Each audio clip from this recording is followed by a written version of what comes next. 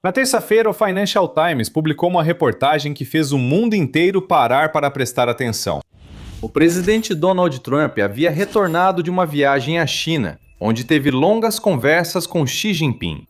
Durante essas conversas, o Financial Times afirmou que Xi Jinping comentou que o presidente russo Vladimir Putin poderia acabar se arrependendo de sua invasão à Ucrânia. Essa é uma declaração sensacional, que virou manchete mundial e gerou várias análises e comentários. Em artigo de opinião para a CNN, Brett H. McGurk afirmou que novas tendências no campo de batalha indicam que Xi está certo, e sua revelação traz nova oportunidade para a diplomacia de Trump encerrar a guerra, mas com abordagem diferente da anterior. Analisaremos o argumento de McGurk e suas implicações para a guerra. Se você tem acompanhado a política dos Estados Unidos nas últimas décadas, McGurk não deve ser um desconhecido para você. Ele é um destacado diplomata e advogado americano que ocupou altos cargos em segurança nacional sob 4 presidentes: George W. Bush, Barack Obama, Donald Trump e Joe Biden. Recentemente foi assistente adjunto do presidente Biden e coordenador do Conselho de Segurança Nacional para o Oriente Médio e Norte da África. Nessa função, ele liderou negociações diplomáticas complexas, como o cessar-fogo em Gaza e a libertação de reféns do Hamas. Ele foi enviado presidencial especial para a coalizão global contra o Estado Islâmico, nos governos Obama e Trump, liderando o grupo internacional que foi decisivo na derrota territorial do Estado Islâmico no Iraque e Síria. Ele foi um dos principais arquitetos da estratégia de reforço militar no Iraque em 2007, sob George W. Bush, e ajudou a negociar o acordo de segurança entre Estados Unidos e Iraque. Então, embora sua especialidade seja principalmente no cenário do Oriente Médio, ele certamente é extremamente bem versado em negociações complexas e sabe o que é necessário para concluí-las a partir de uma posição de força. Em seu artigo de opinião para a CNN, onde é um analista regular de assuntos globais, ele argumenta que os comentários de Xi apresentam uma oportunidade para Trump pressionar a Rússia a fechar um acordo e explica por que as novas realidades no campo de batalha deveriam fazer com que os termos do acordo favorecessem firmemente a Ucrânia. É importante destacar que Trump e autoridades chinesas negaram categoricamente que Xi tenha dito isso. O Financial Times afirma que Xi fez comentários, segundo pessoas ligadas à avaliação dos Estados Unidos sobre a cúpula em Pequim. O artigo não cita nomes, mas destaca que o Ministério das Relações Exteriores da China chamou o relatório de falso e que Trump disse a repórteres que Xi nunca disse isso. O informativo da Casa Branca sobre a cúpula de Pequim não mencionou conversas sobre Putin ou a guerra na Ucrânia. O porta-voz do Ministério das Relações Exteriores da China, Guo Jietin, reforçou a negativa e disse a repórteres que as informações não condizem com os fatos e são totalmente inventadas. É incomum ver o líder chinês ser tão direto, já que costuma ser mais cauteloso em suas declarações. O Financial Times reconhece que, segundo fontes, o comentário supera tudo que Xi disse sobre a Ucrânia nas conversas com Joe Biden, antecessor de Trump. Por outro lado, Trump também afirmou que, durante a mesma cúpula, Xi lhe disse que os Estados Unidos eram uma nação em declínio, uma afirmação com a qual Trump disse ter concordado. Isso mostraria uma rara franqueza de Xi, reforçando a credibilidade da reportagem do Financial Times. Por outro lado, esse comentário provavelmente teria causado constrangimento quando Putin foi a Pequim para sua cúpula com Xi. Não houve constrangimento visível. Pelo contrário, redes sociais russas e chinesas celebraram Putin tirando o paletó no evento. Na cultura russa, isso indica que a pessoa está segura e confortável. Mas afinal, quem sabe se Xi disse isso? McGurk afirma isso como fato e diz que as tendências atuais da guerra sustentam essa afirmação. Putin acreditava que, em 2026, suas forças, com vantagem numérica, romperiam as linhas de frente e conquistariam as regiões disputadas no leste da Ucrânia. Mas isso não aconteceu, pelo menos ainda não. A Rússia parece estar regredindo. A avaliação do Instituto para o Estudo da Guerra, ISW, mostra que em abril a Ucrânia teve ganho territorial líquido e a Rússia sofreu perdas líquidas pela primeira vez desde a incursão ucraniana em Kursk em 2024. Segundo o relatório, 45 milhas quadradas de território foram recuperadas. O rastreador de guerra da revista The Economist destaca que de 2026 até agora, a Ucrânia obteve pequenos, porém importantes ganhos territoriais, pela primeira vez desde 2023. Esses relatos diferem bastante do que o lado russo diz ter ocorrido no mesmo período. O chefe do Estado-Maior russo, Valery Gerasimov, disse que as forças russas tomaram cerca de 1.700 km², capturaram 80 localidades e libertaram as últimas localidades remanescentes no Oblast de Luhansk em 2026. Imagens geolocalizadas divulgadas por russos pareciam confirmar ao menos a última parte da declaração. Chame de névoa da guerra ou propaganda, mas há uma estatística mais sombria que respalda os avanços da Ucrânia: as trocas de corpos entre os lados. O número de soldados mortos trocados entre os dois lados há muito desafia as alegações ocidentais e ucranianas de que a Rússia perde muito mais pessoal que a Ucrânia. Em algumas áreas, essas estimativas chegaram a proporções absurdas. Por exemplo, análises da inteligência ucraniana no fim de 2025 estimaram que até 27 soldados russos morreram para cada ucraniano morto durante a lenta tomada de Kupiansk, embora Reuters não tenha verificado esse dado. Nesta semana, o comandante das Forças Armadas da Ucrânia, Alexander Sirski, indicou uma proporção geral de perdas bem menor.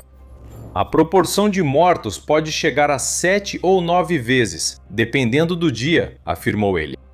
Pode ser 3 vezes menor que o número alegado para Kupiansk, mas ainda é extremo. Uma regra militar diz que forças atacantes precisam de vantagem numérica de 3-1 para ter boa chance de sucesso. Essa estimativa aumenta para 5-1 em áreas muito fortificadas. Essas proporções mostram que atacantes normalmente têm mais baixas que defensores. Assim, 7 ou 9-1 seriam perdas enormes para os russos. Analistas ocidentais independentes costumam ser mais cautelosos em estimativas. Fontes como o CSIS estimam uma proporção de cerca de 2,5-1 em baixas totais a favor da Rússia, incluindo mortos, feridos e desaparecidos, sendo maior para a Ucrânia apenas nas fatalidades. O problema é que as trocas de mortos têm pendido fortemente na direção oposta. Trocas regulares de corpos têm ocorrido desde a invasão russa em 2022, de acordo com dados compilados de fontes oficiais pelo rastreador de perdas de guerra russo Lost Armor. No total, a Rússia devolveu 24.955 corpos ucranianos e recebeu 3.450 em troca. Isso representa uma proporção total de troca, de 7,23 ucranianos mortos para cada russo morto. Em 2026, até o momento, 3.528 ucranianos foram devolvidos, em troca de 155 russos, uma proporção de 22,76-1. Isso é significativamente menor do que os números trocados em 2025, quando 16.304 ucranianos foram trocados por 439 russos, uma proporção de 37,14-1. Mais importante ainda, na troca mais recente, que aconteceu na semana passada, 526 ucranianos foram trocados por 41 russos. Isso ainda representa a proporção de 12,8-1. Porém, as trocas mensais vêm sendo de cerca de 1.000 para 10 ou 20 há algum tempo. O lado ucraniano diz há tempos que essa grande disparidade tem 2 motivos. Primeiramente, eles afirmam que os russos estão inflando os números ao incluir alguns de seus próprios mortos ou partes de corpos de soldados caídos, que já haviam sido parcialmente devolvidos anteriormente. Eles alegam que com o avanço russo e a coleta dos mortos nas áreas capturadas, a Ucrânia não teve essa chance, o que aumentou artificialmente a proporção. Na troca mais recente, o número de russos dobrou em relação aos últimos meses, enquanto o número de ucranianos praticamente foi reduzido pela metade. Pelos argumentos da Ucrânia, isso sugere que ela está de fato começando a avançar no campo de batalha e recolhendo russos mortos ao ocupar antigas posições inimigas. McGurk afirma que, com a ofensiva russa estagnada e avanços ucranianos, a pressão já é visível dentro da Rússia. Atualmente, há reclamações sobre o custo da guerra. Nos últimos dias, em uma rara demonstração de dissidência pública, o parlamentar russo Renat Sulaimanov alertou que a economia da Rússia não pode sustentar uma guerra prolongada na Ucrânia. Ele destacou que 40% do orçamento federal vai para a defesa e segurança, 1,5 vezes mais que todo o gasto social. Sulaimanov disse que esse grande gasto aumenta a inflação, prejudica investimentos e programas sociais e causa distorções econômicas duradouras, ressaltando que tanques e projéteis não têm valor para o consumidor. Comentários assim costumam acabar com alguém acidentalmente caindo da janela do 24º andar. Sulaimanov demonstrou coragem ao fazer esses comentários publicamente, evidenciando a crescente pressão sobre a economia russa devido à guerra prolongada. Outro sinal é a rápida queda da aprovação de Putin. O Instituto Estatal Russo de Pesquisas, VTS-ON, informa que a aprovação de Putin caiu para 65,6% no final de abril de 2026. O nível mais baixo registrado desde o início da guerra contra a Ucrânia. Isso significa uma queda de mais de 12 pontos percentuais desde dezembro de 2025, levando a agência estatal a revisar sua metodologia para controlar a narrativa. McGurk aponta que a pressão vem principalmente dos drones da Ucrânia, que ele considera um multiplicador de força. Hoje, a Ucrânia não se mostra apenas como um estado na defensiva tentando sobreviver, mas como um inovador militar que está reformulando a natureza da guerra por meio de sistemas autônomos produzidos em massa, ele escreve. Isso contrariou a ideia de que só a vantagem numérica da Rússia seria decisiva. A Ucrânia criou uma zona letal de 10 a 15 quilômetros ao longo das linhas de frente, onde a Rússia não consegue avançar sem sofrer ataques constantes de drones. Isso é verdade, mas não é necessariamente um argumento convincente. O relatório trimestral do inspetor-geral do Pentágono sobre a Operação Atlantic Resolve aponta que a Rússia atingiu paridade relativa no uso tático de drones. O relatório afirma que a Rússia quase certamente mantém superioridade em manobras ofensivas intensas e persistentes, além de vantagem em fogo direto, logística, geração de forças e proteção de tropas. Se você procura atualizações diárias sobre as histórias militares mais importantes, clique no botão de inscrever-se agora. No The Military Show, nós não apenas copiamos e colamos as manchetes, investigamos para contar a verdadeira história e sua importância. Inscreva-se no canal para acompanhar. Resumindo, a Rússia criou as mesmas zonas letais nas linhas de frente, tornando tão difícil e caro para os ucranianos avançarem quanto para os russos. Mas embora as linhas de frente possam estar em certo impasse em termos de guerra de drones, os ataques de longo alcance da Ucrânia no interior da Rússia certamente estão aumentando e causando um impacto cada vez maior. Segundo McGurk, drones ucranianos agora atingem rotineiramente o interior da Rússia, mirando aeródromos militares, fábricas, infraestrutura de energia, depósitos de munição e centros logísticos. A capacidade dos drones ucranianos de alcançar Moscou teria contribuído para o interesse de Putin em um cessar-fogo temporário durante as comemorações do Dia da Vitória na capital, permitindo um desfile sem a ameaça de drones surgindo do nada e arruinando o espetáculo. Na verdade, ele minimiza o quanto os ataques de drones ucranianos viraram um problema recentemente. Nos últimos 2 anos, os lançamentos de drones ucranianos de longo alcance cresceram e nos últimos meses dispararam. Isso é tanto no sentido figurado quanto no caso de muitas instalações russas sendo atingidas literalmente. De 110 Vants em janeiro de 2024, o número subiu para mais de 7.000 em março de 2026. Com o total de lançamentos multiplicando por 5 só ao longo de 2025. Em março, pela primeira vez, a Ucrânia superou a Rússia no número mensal de drones de longo alcance lançados. Autoridades russas relataram o maior ataque à capital em mais de um ano, com defesas aéreas interceptando mais de 550 drones. Mais de 1.000 drones foram lançados em uma única onda contra a região de Moscou e outras áreas no interior da Rússia.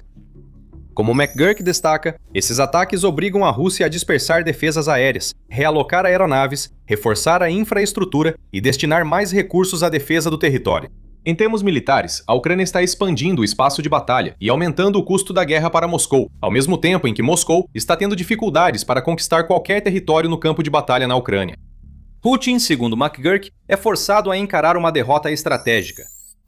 Guerras ofensivas são, em última análise, julgadas não pelas linhas em um mapa, mas por cumprirem ou não os objetivos políticos para os quais foram iniciadas em primeiro lugar, ele escreve. Os objetivos de Putin na invasão eram subordinar totalmente a Ucrânia, enfraquecer a OTAN e restaurar a Rússia como potência dominante na Eurásia. Esses objetivos estão cada vez mais distantes para Moscou. Em relação à subordinação total da Ucrânia, McGurk diz: o campo de batalha e o desfecho da guerra agora estão concentrados na região de Donbass, no leste da Ucrânia, sem chance para as forças russas tomarem Kiev, o objetivo inicial de Putin. Embora as linhas de frente estejam extremamente ativas muito além do Donbass, como em Kharkiv, Sumy, Dnipropetrovsk, Zaporizhia e Oblast de Kherson, o sentimento básico está correto. A menos que a Rússia mobilize um grande exército de reserva e lance nova ofensiva pela Bielorrússia, como alertaram Zelensky e Sisk, há poucas evidências de que consiga tentar tomar Kiev. A Rússia pode voltar a ser potência dominante na Eurásia? Depende de quem você pergunta. Enquanto McGurk diz que essa possibilidade está cada vez mais distante, Putin e Xi, em recente cúpula em Pequim, parecem não ter recebido o recado. Na cúpula, ambos assinaram declaração sobre a criação de um mundo multipolar que Rússia e China pretendem liderar. O documento de 47 páginas foi assinado no Grande Salão do Povo, juntamente com cerca de 40 outros acordos de cooperação. O documento defende uma ordem mundial baseada no respeito à soberania, relações igualitárias entre estados e rejeita expandir alianças militares como OTAN e AUKUS, comparando-as à lei da selva. Os líderes veem sua parceria estratégica como modelo para grandes potências e contraponto ao que chamam de tendências unilaterais e hegemônicas dos Estados Unidos. Em termos de enfraquecimento da OTAN, há argumentos de que, de certa forma, a aliança foi enfraquecida recentemente, embora seja altamente discutível se a Rússia teve algo a ver com isso. Trump nunca foi um grande fã da OTAN. Ele e membros seniores de sua administração, como o secretário de Estado Marco Rubio e o secretário de Guerra Pete Hegseth, fizeram várias declarações questionando o que vem como contribuições excessivas dos Estados Unidos à aliança. Trump ficou insatisfeito com a falta de apoio dos parceiros europeus da OTAN em seu conflito com o Irã e na tentativa de reabrir o Estreito de Hormuz, fechado pelo Irã após ataques dos Estados Unidos e Israel. Em abril, Trump ameaçou diminuir o papel dos Estados Unidos na OTAN ou sair da aliança caso os membros não ajudassem a reabrir o estreito. Por outro lado, há quem afirme que a invasão da Ucrânia por Putin fortaleceu a aliança, não a enfraqueceu. Segundo McGurk, apesar das críticas de Trump, a OTAN está maior hoje do que quando a Rússia invadiu. Finlândia e Suécia aderiram à aliança, que agora está mais forte, com mais gastos em defesa nas capitais europeias da OTAN. Apesar das grandes perdas, Putin tem pouco a mostrar na guerra na Ucrânia, e as tendências só pioram mês a mês, conclui ele. Após explicar por que vê a Rússia enfraquecida e vulnerável a um acordo desfavorável para encerrar a guerra, McGurk aborda o ponto central de seu argumento. O que isso significa para a China e como Trump poderia usar isso para impor um acordo a Putin? Xi ordenou que o Exército de Libertação Popular esteja pronto para tomar Taiwan até 2027, mas destaca que suas tropas não têm experiência em combate, e a Ucrânia mostra a dificuldade de provocar um rápido colapso político diante de um defensor determinado. Nos próximos 6 meses, Xi analisará essas tendências e avaliará vantagens e desvantagens para seus planos finais sobre Taiwan. McGurk vê nisso uma chance para os Estados Unidos reforçarem a cautela de Xi e pressionarem fortemente Putin. O ideal agora é fortalecer a OTAN e o apoio à Ucrânia, mostrando a Putin que não há chance de recuperar força e a Xi que qualquer ação em Taiwan terá resposta coordenada. Como ele aponta corretamente, o objetivo declarado de Trump em relação à Ucrânia é encerrar a guerra por meio de um acordo diplomático, o que provavelmente exigiria que a Ucrânia aceitasse concessões territoriais em troca de garantias de segurança. Ele também observa corretamente que a diplomacia fracassou, porque a Ucrânia não está disposta a abrir mão de territórios que acredita poder defender militarmente, enquanto a Rússia ainda acredita que pode conquistar esses territórios pela força. Com sua experiência, ele observa que negociações decisivas raramente têm sucesso quando ambos os lados estão igualmente confiantes e acham que o tempo favorece seus objetivos. Agora, com as tendências favorecendo a Ucrânia, McGurk considera que as premissas desse impasse já não se aplicam. A premissa por trás da diplomacia de Trump, baseada em suas próprias declarações, é que a Ucrânia, sendo a parte mais fraca, deve fazer concessões na mesa de negociações. Caso contrário, perderá a guerra no campo de batalha. Essa premissa, antes questionável, agora é falsa, ele diz. As novas realidades no campo de batalha criam nova chance para a diplomacia. A Ucrânia está mais confiante em sua defesa e menos dependente das promessas de Washington para sua defesa futura. A Rússia enfrenta mais baixas, pressão econômica e sem chance de um avanço decisivo. Segundo McGurk, isso altera o cenário. Como esperado, os esforços dos Estados Unidos para mediar um acordo praticamente cessaram desde o início da Operação Fúria Épica contra o Irã. O lado dos Estados Unidos, compreensivelmente, tem estado um tanto ocupado com questões mais urgentes. A última rodada de negociações mediadas pelos Estados Unidos foi em fevereiro. Desde então, houve pouca atividade, mas isso pode mudar em breve. Yuri Ushakov, um dos principais assessores de Putin, disse em 20 de maio que os negociadores dos Estados Unidos sobre a Ucrânia, Steve Witkoff e o genro de Trump, Jared Kushner, eram esperados na Rússia nas próximas semanas. McGurk acha que Trump deveria aproveitar a oportunidade para agir enquanto o ferro está quente. Para Trump, a melhor chance de encerrar a guerra agora está em não presumir a fraqueza da Ucrânia, como ele tem feito até aqui, mas em reconhecer a vulnerabilidade crescente da Rússia. Agora existe influência para pressionar um acordo aceitável para a Ucrânia, e Washington deveria usá-la, conclui ele. Vamos encerrar este vídeo nessa mesma linha. Nem preciso dizer que, é claro, continuaremos acompanhando a história de perto e mantendo você atualizado em nossos relatórios diários. Enquanto isso, para uma análise mais detalhada das baixas da Rússia durante a guerra, confira este vídeo. E como sempre, obrigado por assistir.